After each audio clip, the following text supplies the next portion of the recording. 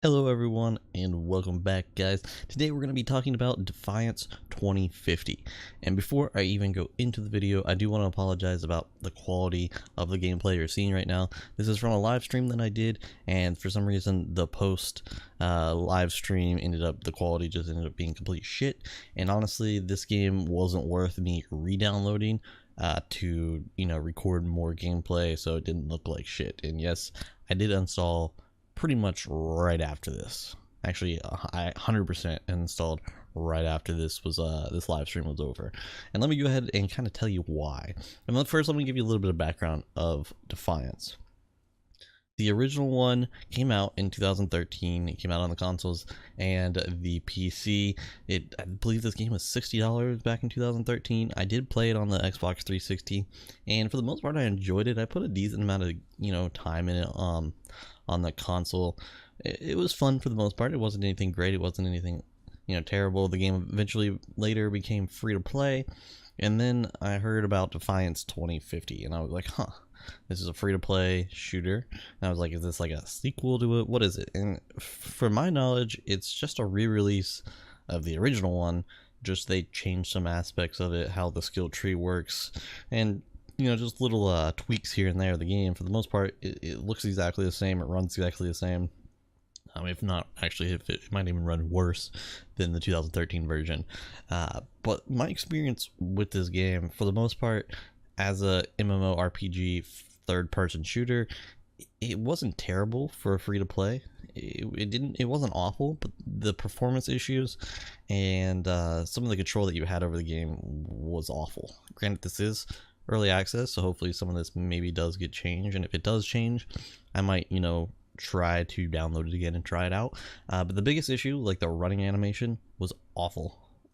Absolutely awful. It was a glitchy mess when you were sprinting, just completely straight sprinting, wasn't touching the mouse, wasn't doing anything. I was just trying to sprint straight.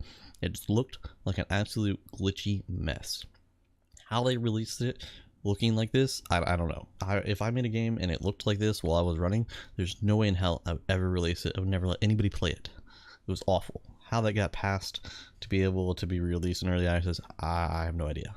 And then you go into the graphic settings. You have high, medium, low, and then there's custom, but there's nothing you can customize. There's absolutely nothing you can customize. The only thing you can turn off anti-aliasing, shadows, and that's basically it. Anti-aliasing and shadows. You have no control over graphics, and for a PC title, like this is awful. How do I not have any controls over graphics? You have high, medium, and low. And honestly, I tried them all and they all looked exactly the same, and I was getting the exact same frame rate in pretty much all of those settings. It was terrible. It makes zero sense to me. And then the absolute biggest issue, and the reason I uninstalled this game, is the mouse sensitivity option. Now, for console, I did not play this on console, so maybe this is different for console. It might be a little... It felt like it probably was designed to be played on the controller, not a keyboard or mouse. But you have one sensitivity option, which the sensitivity options are decent. Like, you can high and low, and you can get it kind of where you want for the unzoomed sensitivity.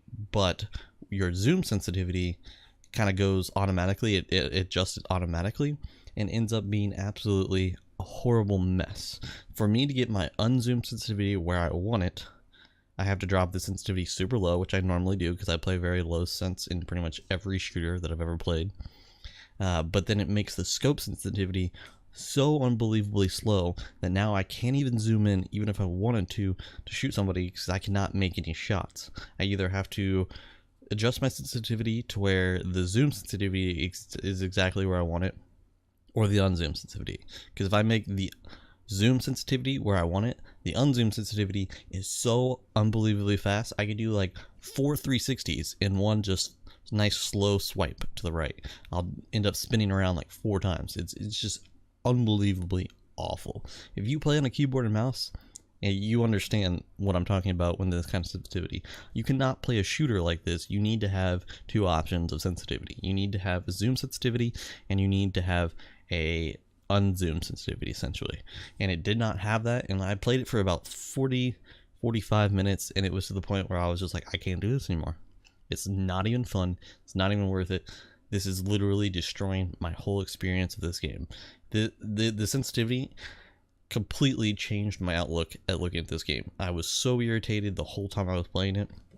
I eventually just said, screw it. This is it, guys. End of stream. I'm done. Ended my stream and uninstalled it right there. And I don't know if I'll ever pick this game back up unless I hear that they fix some of these issues. But honestly, it's not even worth it. It's not even worth it. My opinion right now is don't even waste your time. It's an absolute time waster. I mean, it is free, so if you want to try it, feel free to go ahead, jump on the Steam Marketplace, jump on the consoles, whatever you want to do, try it out. It's not going to hurt anything to do it. You're not gonna lose any money. But in my opinion, it looks like they're just trying to revive a dead game that it's still going to be dead because they clearly don't care about it.